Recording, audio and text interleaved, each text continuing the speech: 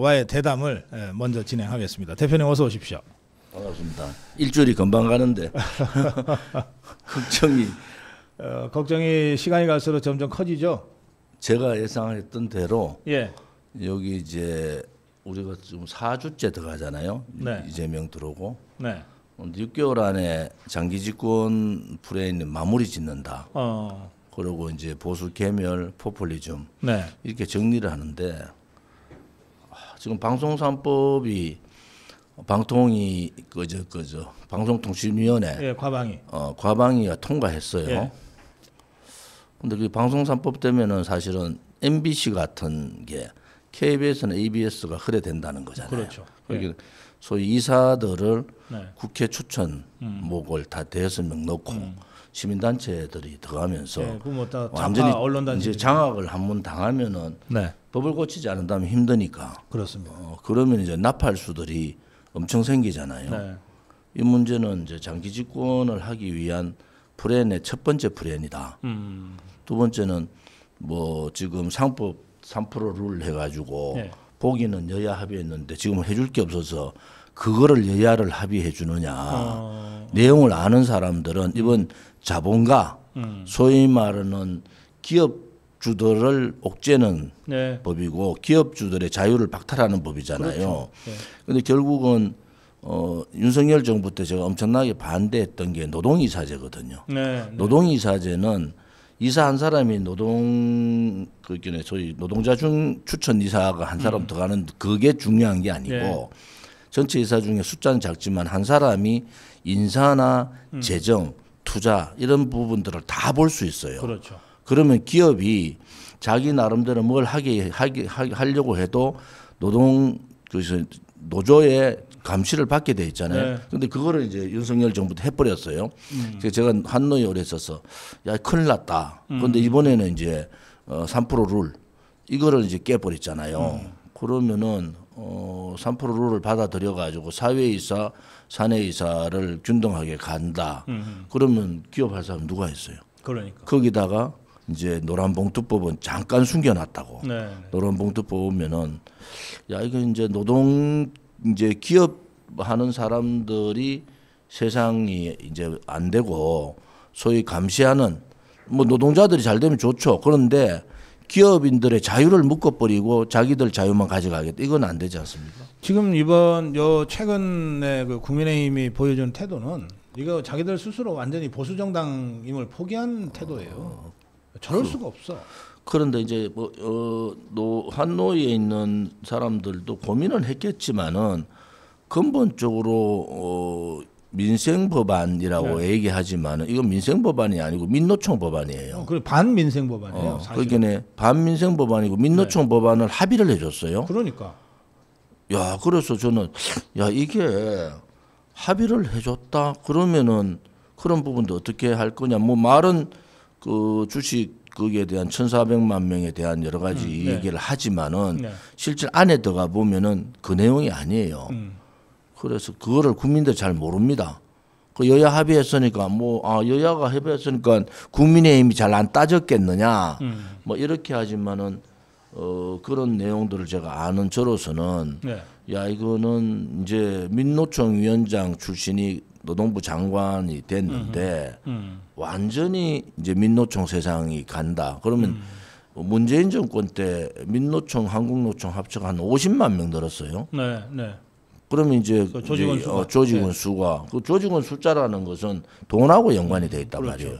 그 민노총, 한노총은 원천징수처럼 하거든요. 월급에서 조합비를 아예 떼거든. 딱 들어오면은 가입을 자유적으로 뭐 가입하고 탈퇴하고 이런 상황이 아니고 기업에 따라서 자동 가입을 해서 돈을 떼지 않습니까? 근데 이제 우리가 그 윤석열 정부에서 윤석열 대통령이 거부권 행사한 주요 법안이 23개 법안이 있는데 지금 하나하나 다 처리하고 있어요. 이게 제가 말씀드린 3개월 길으면 6개월 안에 셋업을 다 해버린다고. 그런데 국민의힘은 전열 정비도 아직 못하고 있어요. 그게 뭐냐 그러면 지금 몇 사람들이 막 떠드는데 지금 저래 떠들어야 될 문제가 아니고 떠들어도 언론이 안 실어줘. 그리고 언론 실어줘도 목소리가 약하니까 합의했네. 그럼 언론에 있는 기자들이 그걸 내용을 다 알고 저항하지 않는데 언론 기자들이 저항을 합니까? 그런 상황이 돼서 그래서 이제 저쪽이 압도적 다수기 때문에 저것들이 강행한다 그러면은 뭐 어쩔 수 없이 밀릴 수밖에 없지만 그래도 처절하게 투쟁하다가 밀리면 그 과정에서 국민들이 이게 얼마나 심각한 문제인지를 알 거 아니에요. 그리고 뭐 국회 바깥에서 오는 자유파가 적어도 이 문제만큼은 국민의힘과 함께 싸운다든지 뭔가 이렇게 돼야 되는데 전선 형성이 돼야 되는데 이것들이 그 자체를 포기를 해버려 국민의힘이. 전선 형성이 힘들게 됐죠. 왜냐하면은 국민의힘 안에 있는 소위 한동훈계 네. 뭐 나경원 의원이 농성을 하는 것은 농성이라도 해야 되겠다. 그래서 농성하는데 그쪽에서 비아냥거리잖아요. 그러니까. 이게 되겠습니까? 저는 솔직히 말씀드리면은 윤석열 대통령은 계엄을 통해 가지고 어쨌든 탄핵이 되고 지금 법적인 조치를 가고 있는 상황이에요. 예. 그 탄핵에 저는 계엄의 문제점은 있다. 그렇지만 탄핵이나 내란으로 가는 건 안 된다. 네. 그렇게 갈 상황이 아니라고 얘기했는데 12명이 그걸 갔지 않습니까? 그 중에 한 명이 안철수 의원이에요. 예. 안철수 의원이 이제 혁신위원장이 글쎄 됐어요. 말이에요. 그러면은 이 문제를 어떻게 정리할 거냐? 그러면은 이 모든 문제의 시발점은 윤석열 대통령과 한동훈이라는 개인적인 문제가 딱 들어와 있단 말이에요.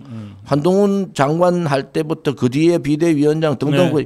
이런 상황들을 정리를 하기 위해서는 한동훈도 정기 은퇴를 선언하고 나가야도록 해야 된다. 그런데 지금 안철수 혁신위원장이 혁신위원을 구성을 하는데 친한계, 친윤계를 같이 넣는데 네. 혁신이 되겠습니까? 그래서 제가 걱정하는 것은 진단은 제대로 했어요. 아 이거는 뭐 암덩어리다. 그런데 그 암덩어리가 자유우파 국민들이 바라는 암덩어리 제거가 아니고 자기들끼리 안에 앉아서 암덩어리 제거를 할 수가 있습니까? 죄 없는 대통령을 두 사람을 탄핵을 시켜버렸는데 예. 그런 상황으로 봐서는 이번 혁신이 더 성공하기 힘들다. 저는 혁신이 구성에 대해서 뭐 안 할 수는 없지만은 이것은 김문수 당대표를 견제하기 위한 혁신이다. 이래 보는 거예요. 왜냐하면은 혁신이가 지금 당대표 선거가 한 달 보름만 있으면 당대표 선거인데 당대표가 혁신위원장을 놓고 네. 당대표가 이끌어가는 혁신이 돼야 되지. 어떻게 당대표 선출을 한 달 보름나 45일 남겨놓고 혁신위원장을 놓습니까? 그 혁신위원장이 그러면 당대표 들어오면은 그 당대표하고 싸우는 겁니까? 그렇지 않지 않습니까? 그래서 뭔가 기득권을 가진 자들의 움직임이 너무 비굴하다. 눈에 보이는데 혁신이라는 표현을 쓰지만은 단일 지도 체제에 대한 반발이에요. 그러니까 제가 이 송원석이가 비대위원장을 겸임하면서 그 원내대표 선거가 한동훈이 쪽에서 낸 자하고 선거였기 때문에 뭐 그쪽보다는 송원석이가 그중 낫다고 생각을 했는데 이 송원석이가 지금 이 욕심이 과해요. 욕심이 배밖에 나왔어. 그래가지고서 뭐 2달짜리 그 비대위원장 하면서 혁신위부터 구성을 시켜서 사실은 선출된 지도부가 권위를 가지고 혁신을 제대로 해야 될 상황에서 그게 수순이에요, 혁신을 그게. 가네요. 그래서 제가 질문 드립니다. 송원석이 잘 아시죠? 잘 알죠. 예, 같은 경북 지역구 국회. 저는 송원석 의원에 대한 네. 감정이 되게 좋아요. 지난번에 뭐 구설 때문에 네. 나갔다가 들어오기도 했지만은 네. 사람은 포시랗고 또 나름대로 정도 있고 뭐 그런데 이번에는 자리가 사람을 보는 거잖아요. 그러면 말이에요. 이 비상시국의 원내 대표는 비대위원장을 줘도 이것은 제가 할 일이 아니고 원내 문제만 해도 지금 제가 우리 말씀 네, 방금 이게 했던 게 다 다 원내 원내 문제죠. 문제. 예. 원내 문제만 해도 머리가 터지는 거예요. 네, 네. 지금은 혁신위원장은 다음 당대표, 다음 지도부가 혁신을 꾸려서 하는 게 맞다. 글쎄. 이게 정답이에요. 그러니까 저도 송원석이를 좀 알기 때문에 그 당 원내대표 할 때는 송원석이가 될 거고 송원석이가 되는 게 좋다. 괜찮다 이랬단 말이에요. 근데 막상 원내대표 되고 난 다음에 행보가 좀 시원찮더니 비대위원장 겸임하자마자 완전히 다른 사람이 돼버렸어. 이게 뭐 하는 짓이야 도대체. 이제 안에서 기득권을 내려놓기 싫은 사람들이 송원석도 그 중에 한 사람이 들어갈 수가 있지만은 네. 결국은 저래되면은 국민의힘은 바깥에 의해서 무너집니다. 제가 바깥이라는 표현을 지금의 네. 상황은 아스팔트가 아니에요. 네. 국민의힘을 지지했던 김문수 후보를 지지했던 41.15% 중에 네. 이미 3분의 2가 이탈해 버렸어요. 예, 예. 그러면 대구 경북이 민주당한테 졌다. 뭐 이거는 이미 이제 끝난 거잖아요. 예. 근데 저는 대구 자주 가니까 들어보면은 이거는 막 국민의힘이 이제 기대가 없는 거야. 그 대구 경북의 국회의원들은 싹 빠져 조용해요. 네, 네. 그거 하라고 시켜줬는데 조용하다고. 그래서 변화 쇄신 개혁, 인적 쇄신부터 이제 소위 이 개혁을 어떻게 할 거냐. 기대는 김문수 후보가 들어가서 그런 변화의 개혁을 할 수 있느냐. 저 며칠 전에 통화했는데 아니 대통령이 안 되더라도 큰 일을 해야 될 일이 있다. 그것이 국민의힘을 빨리 추스려야 되고 예. 이 입법 독재의 길을 가고 있는 이재명과 정하기 위해서는 강력한 단일 지도 체제 그리고 국민의힘부터 6개월 안에 완전히 쇄신해야 된다. 그렇지 않으면 지방선거 못 치른다.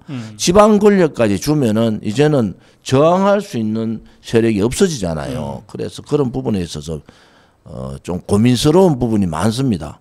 그래서 여러 가지로 고민을 하고 계신 거는 제가 알고 있지만은 예. 지금은 그런 결단을 해서 구국의 심정으로 가야 된다. 이게 뭐 한 당을 살린다 이런 차원이 아니고 나라를 그럼요. 살리는 그런 마음으로 갈 수밖에 없지 않느냐 이래 보는 거죠. 제가 안철수 혁신위원장 보고 이게 선무당 사람답게 생겼다라고 딱 느껴요. 이게 여기 이런 상황에서 이런 거 맡아야 될 상황도 아니고 그렇거든요. 안철수 상이 이제 그 혁신위원장이 12명 중에 한 사람이 들어가는데 그분이 무슨 혁신을 하죠? 아니 그 12사람이 아니었으면은 탄핵이 안 되는 거고 결국은 이러한 이재명 정권이 탄생이 안 하는 겁니다. 네. 이재명 정권이 들어오고 지금 좌파들이 하는 행태 한번 보세요. 김어준의 무슨 파워 뭐 지랄해가지고 하는데 야 저는 그거 보고 저 사람들이 완전히 이제 공산화, 공산주의 자유주의자들에 대한 선전선동 네. 보여주기식 뭐 이렇게 가고 있는 걸 보면서 좀 더 참지 왜 45일 당 대표를 무력화시키는 거잖아요. 그러면서 혁신위원회 저거 하면서 한 달 동안 막 정신없이 움직이면서 바로 나오는 게 집단지도 체제 나옵니다. 네. 혁신위원이 지금 혁신위원을 놓은 게 친한 친윤 섞어가 놨어요. 거기서 나올 답은 뭐냐? 바깥의 세력은 또 거꾸로 몰고 다 우리끼리 나눠 모여야 되는데 그러면은 집단지도 체제 가자 이렇게 혁신위가 나오면은 이게 어떻게 되겠습니까? 그래서 그런 부분들이 예. 안철수 의원께 제가 진짜 진정으로 말씀드리고 싶은 것은 나라를 구한다는 구국의 심정으로 정말 무엇이 혁신이고 무엇이 변하고 개혁인가를 보여줘야 된다. 지금 여기 우리 조원진 대표님 말씀 들으면서 국민의힘 끝났다. 국민의힘 버리고 신당 만듭시다. 뭐 이런 의견들이 막 계속 올라와요. 저는 이제 지난번 후보 교체할 때 네. 그날이에요. 그날 우리가 토요일 날 그 쌍곤청이 마일상 때. 가서 사실은 후보 교체 안 된다. 한덕수 총리가 후보로 나와도 우린 지지 못한다. 그리고 김문수 후보 지지한다. 이렇게 선언을 했는데 저녁에 이제 용기 있고 정의로운 권리당원들이 바꿔줬잖아요. 그렇죠. 예. 저는 거기에 좀 희망을 갖고 있어서 이제 많은 사람들이 위로부터의 개혁은 안 될 것 같아요. 국민의힘이. 많은 사람들이 용기 있고 정의로운 국민들이 국민의힘에 들어가서 권리당원으로 들어가서 네. 밑으로부터의 개혁을 할 수밖에 없지 않느냐. 왜냐하면 어차피 국회의원 선거든 그다음에 다음 내년에 있을 지방선거든 경선을 해야 되는데 그 경선 룰이 보통 8대2 그게 권리당원 8대 일반 여론조사 2잖아요. 네. 이번에는 7대3 이렇게 바뀌었지만은 그런 방법으로 가면은 밑으로부터의 개혁은 국민의힘의 정의로운 당원들이 할 수 있겠다. 그래서 저도 지금 계속 국민의힘에 입당을 하셔라. 네. 그래서 권리당원으로서의 역할을 해서 기득권을 못 내려놓는 집단이 돼버렸기 때문에 밑으로부터의 개혁을 할 수밖에 없다. 그것이 마지막 시도일 수도 있어요. 네. 왜냐하면 이게 이재명 이 독재 정권이 이미 시작을 했단 말이에요. 지금 오늘 뭐 여러 가지 상법 개정이라든지 방송통신법, 방송상법이라든지 예. 뭐 여러 가지 노동법 관련해서 보면 이제 시작을 했는데 여기에 대해서 저항할 수 있는 상황들을 빨리 만들지 않으면은 그냥 다 법 만들어 놓으면 못 바꿔요. 국민들이 알긴 알아야 되잖아요. 그렇죠. 이 법이 어떤 영향이 있고 무엇이 어떻게 된다는 걸 알아야 되는데 아는 것은 국민의힘의 의원들이 나팔을 불어줘야 된단 말이에요. 알겠습니다. 자, 엊그저께 부동산 폭탄이 터졌어요. 어떻게 보세요? 악순환이 이제 계속될 수밖에 없다. 왜냐하면은 주담대가 6억으로 묶잖아요. 예. 소위 말해서 6억의 담보대출을 받아서 담보대출 다 해줘봐야 한 요즘 60%밖에 안 해줘요. 네. 그러면 60%가 6억이면 10억이잖아요. 네. 그럼 10억의 집을 살려고 노력을 하고 담보대출 비용을 어떻게 갚아야 되고 나머지 또 다른 방법을 통해 가지고 있던 집을 정리를 하든 전세를 정리하든 이런 걸 정리해 가지고 10억을 만들어서 뭘 사야 되는데 이걸 묶어요. 그럼 6억 밑으로 묶어 버리는 거야. 그러면은 수도권에서는 살 집이 없어. 대구는 뭐 싸요. 대구는 살 수 있는데 수도권은 살 집이 없어요. 그러니까. 그러면은 결국은 전세로 가야 되고 전세 대란이 일어납니다. 전세 대란이 일어나면은 그 전세값이 올라가잖아요. 그렇죠. 그러면은 35평 전세 사람들은 10평 낮춰야 돼. 25평 사는 사람 더 낮춰야 돼. 서울에 있던 사람은 경기도로 가야 되고 경기도에 있는 사람은 충청도로 또 내려가야 돼. 그런 악순환들이 계속 되는 걸 우리는 반복해서 봤지 않습니까? 그렇죠. 그렇죠. 그 반복해서 보는데 왜 낮췄을까? 왜 6억으로 묶었을까? 이게 제일 키포인트예요. 이재명이 6억으로 묶은 것은 결국은 그렇게 하면은 집값이 오릅니다. 안 오를 것 같죠? 집값이 올라요. 돈 있는 사람들이 이제 집 사도 된다 이래 보는 거예요. 그래서 결국은 부동산이 올라가고 전세 대란이 나면서 서민 얘기했던 이재명 정권 좌파 정권의 민낯이 다 드러나게 돼 있어요. 그런데 그게 너가 그래가면 망해. 우리는 알아. 보면 보이거든요. 네. 그런데 망하기 전에 서민들이 죽게 생겼단 말이에요. 그게 문제잖아요. 이제 그렇죠. 청년들이든 첫 집을 구입하는 사람들의 희망이 완전히 사라져 버렸어요. 그래서 그런 부분에 있어서는 좌파들 잘못 뽑아놓으면 이런 현상이 있다. 국민들이 미리 깨쳐야 됩니다. 그래요. 지금 김민석이 이하 장관들이 지금 지명이 돼서 지금 언론 검증을 받고 있는데 이것들이 하나같이 청문회에서 얘기했다 그러거든요. 앞으로 청문회에서 얘기하겠대. 근데 그게 김민석이가 청문회에서 얘기해서 넘어가는 걸 봐서 아마 그런 모양인데 어떻게 평가하세요? 지금 지명된 자들.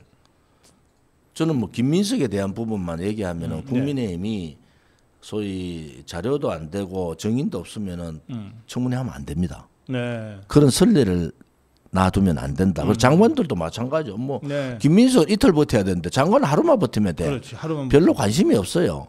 그래서 자기 하고 싶은 대로 다 할 겁니다. 그런데 결국은 김민석이나 다른 장관들이 중간에 터집니다. 이게요. 청문회는 넘어갔는데 중간에 터질 수밖에 없는 상황인 게 우리가 캐치하지 못한 부분도 되게 많아요. 지금 국민의힘이 네. 실질적인 청문회의 준비가 덜 됐다는 얘기는 네. 청문회 준비는 전문위원, 당 실국장, 네. 그리고 연구원, 연구소, 그다음에 국회의원 보좌진들 해가 완전히 붙어가지고 쏘거든요. 자료가 준비가 안 되니까 못한 거예요. 아하. 그래도 뭐 주진우 의원이나 몇 사람들은 나름대로 내공을 발휘했는데 제가 볼 때는 뭐 너것이 하고 싶은 대로 예상대로 호남 인사 대부분 호남입니다. 장관들 한번 체크해 보세요. 이종석이 빼고는 대부분 호남이야. 그러면 호남 인사에다가 보훈 인사, 변호사 중심, 그리고 자기 말 잘 듣는 인사 이렇게 했잖아요. 예. 여기에 문제가 딱 생긴 거야.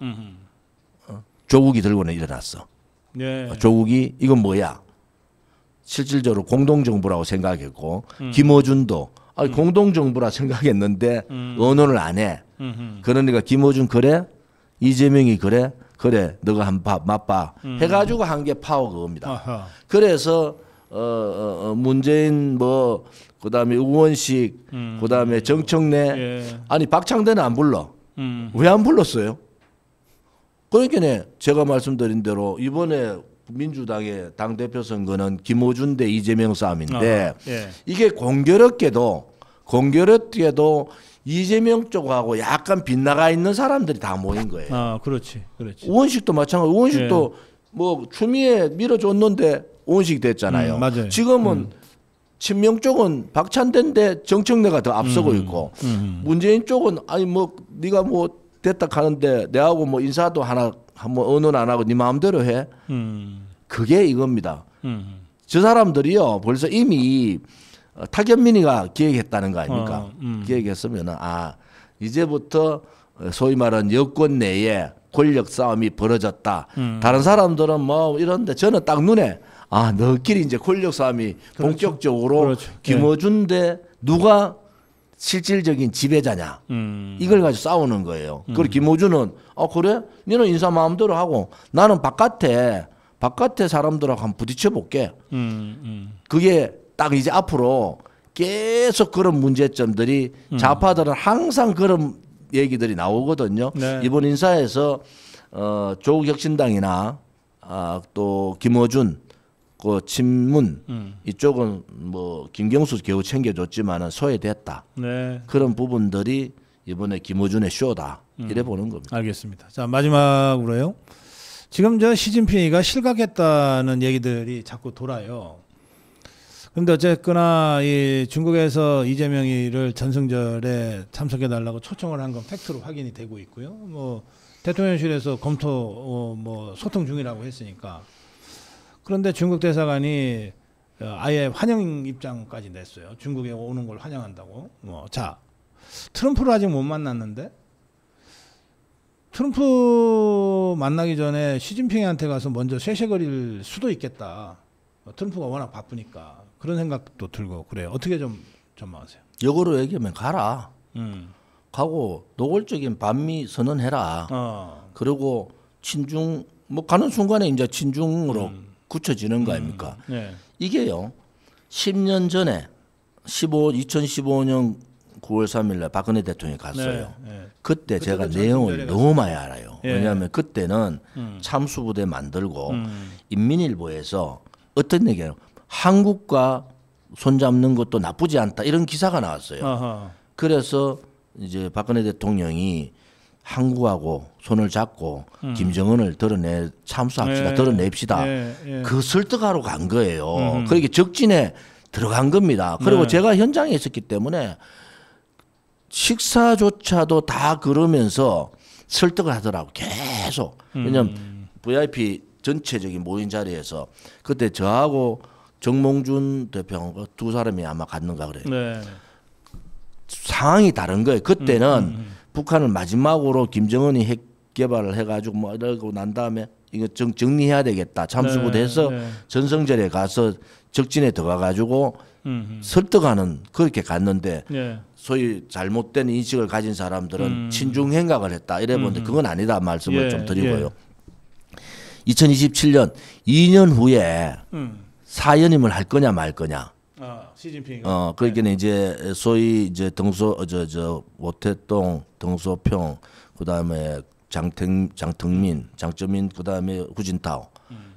그리고 이제 그 시진핑이잖아요. 그때까지는 다 10년씩 하는 게. 그래 5세대인데 시진핑은 총통화가 됐어요.